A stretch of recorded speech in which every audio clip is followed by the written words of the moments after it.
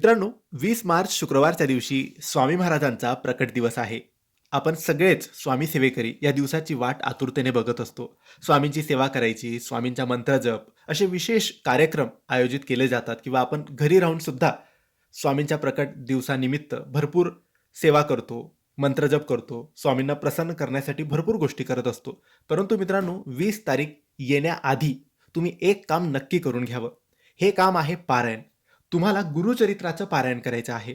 हे पारायण तुम्ही आता मध्ये 20 तारखेच्या आधीच केलं तरी चालेल. 7 दिवसांचं पारायण असतं. सगळ्या नियमांचे पालन करून तुम्ही हे पारायण करून घ्यायचं आहे.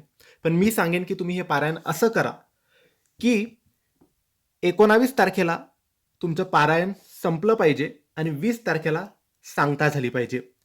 म्हणजे आपलं पारायण जेव्हा संपतं त्या दिवशी तर आपण नियमांचे पालन करतो, पण दुसऱ्या दिवशी आपण सगळे नैवेद्य वगैरे दाखवतो आणि सांगता करतो. तर अशा रीतीने पारायण लावा की 7वा दिवस हा 19 तारखेला यायला पाहिजे आणि 20 तारखेला सकाळी नैवेद्य वगैरे दाखवून तुमचं पारायण संपलं पाहिजे. तर अशा रीतीने तुम्ही हे पारायण नक्की करून घ्यायचे आहे. सगळ्यांनी करून घ्यायचं आहे. एकदा तरी करून घ्या स्वामींच्या प्रकट दिवसानिमित्त. धन्यवाद.